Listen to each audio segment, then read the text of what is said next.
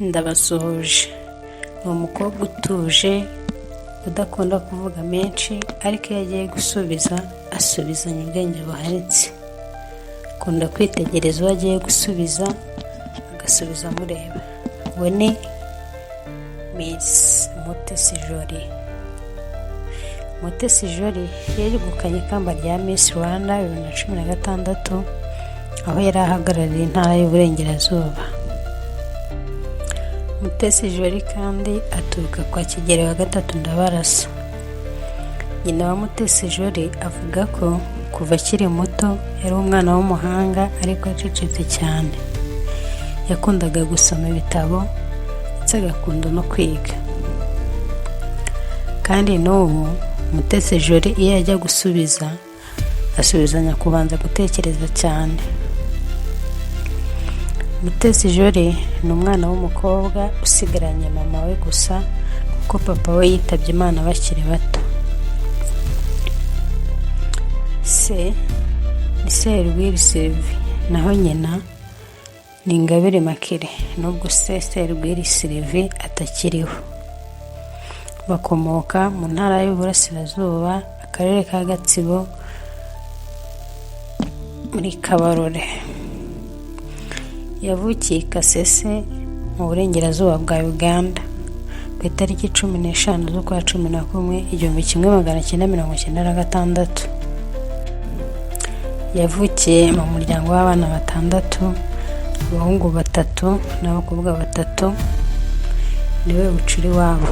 Nubwo abatabizi bajya batekereza ko ashobora kuba ari imfura, ariko niwe bucura mu muryango w'abana 6. Ku bijyanye n'amashuri, yize Hima Primary School kugeza mu mwaka wa 5 w'amashuri abanza, naho umwaka wa 6 yawize mu Rwanda ku kigo cya Remera Academy ya mbere. Naho mu cyiciro cya mbere cy'amashuri yisumbuye yahize Kagarama Secondary School. Icyiciro cya kabiri cy'amashuri yisumbuye yize King David Academy. Naho kaminuza yayize Makerere University iherereye mu gihugu cya Uganda, aho yize ibijyanye na International Relations. Bachelor's degree niho yayikuye muri Makerere University. Ikindi kandi utaruzi kuri Mutesi Jolly ni uko ari umufana wa Arsenal mu Rwanda, akaba ari umufana wa APR FC. Mutesi Jolly kandi yitabiriye irushanwa rya Miss Award, aho ari we munyarwanda wa mbere wari ryitabiriye. Mutesi Jolly yatangiye ikigega kirihirira abana batishoboye muri Association Mwana Ukundwa, aho aba bana barangizaga kwiga segonderi batafite ubushobozi bw'abarira kaminuza. Muri iki kigega Mutesi Jolly yashyizemo miliyoni y'amafaranga y'u Rwanda kugira ngo azabunganire mu gihe bageze muri bagiye kwiga kaminuza, babone uko bakomeza kwiga batagarukiye gusa muri segonderi. Muri 2024 yatumiwe mu gutanga ikiganiro muri kaminuza ya Oxford ku rugendo rwo kwiyubaka nyuma ya Jenoside. Mutesi Jolly kandi niwe Miss Rwanda wabayeho, akaba yarabashije gukora ibintu byose yari yariyemeje gukora, aho yari yariyemeje kuzafasha abantu batandukanye kandi yarabafashije. Aho yafasha abari mu magereza, abana ndetse n'abandi bantu batandukanye. Mutesi Jolly kandi yabashije gukora ibikorwa bitandukanye yagombaga gukora, abikorera abaturage ndetse abaturage bifitiye igihugu ndetse n'isi akamaro, kuko ntabwo ari mu Rwanda gusa, yarambutse no hanze y'imipaka y'u Rwanda. Twatugiye tureba Miss Mutesi Jolly yegukanye ikamba rya Nyampinga 2016, aho yari hatanaga yaturutse mu ntara y'Iburengerazuba, ariko ubusanzwe avuka mu ntara y'Iburasirazuba, yari ahagarariye intara y'Iburengerazuba, aturuka kwa Kigeli wa gatatu Ndabarasa. Nyina wa Mutesi Jolly yavuze ko yari umwana w'umuhanga cyane kuva akiri muto, ariko ucecetse cyane, yakundaga gusoma ibitabo, kandi niyo asubiza ubona ko asubizanye ubuhanga no kubanza gutekereza cyane. Ni umwana w'umukobwa usigaranye mama we gusa, aho papa we yitabye Imana bakiri bato. Ni mwene Serwiri Sylvain ndetse na Ingabire Makire. Bakomoka mu karere ka Gatsibo mu ntara y'Iburasirazuba yitwa Kabarore. Yavukiye i Kasese mu burengerazuba bwa Uganda ku wa 15 z'ukwa 11 1996, umuryango w'abana 6, abakobwa 3 ndetse n'abahungu 3 ni bucura iwabo. Primaire yayize Hima Primary School mu gihugu cya Uganda kugeza mu wa 5, naho mu wa 6 mu mashuri abanza yabize mu Rwanda ku kigo cya Remera Academy ya mbere. Naho icyiciro cya mbere cy'amashuri yisumbuye kize Kagarama Secondary School. Icyiciro cya kabiri cy'amashuri yisumbuye yakize King David Academy. Naho kaminuza yize Makerere University mu gihugu cya Uganda, aho yize ibijyanye na International Relations. Mutesi Jolly kandi ni umufana wa Arsenal, mu gihe mu Rwanda ari umufana wa APR. Mutesi Jolly niwe Miss wa mbere witabiriye irushanwa rya Miss Award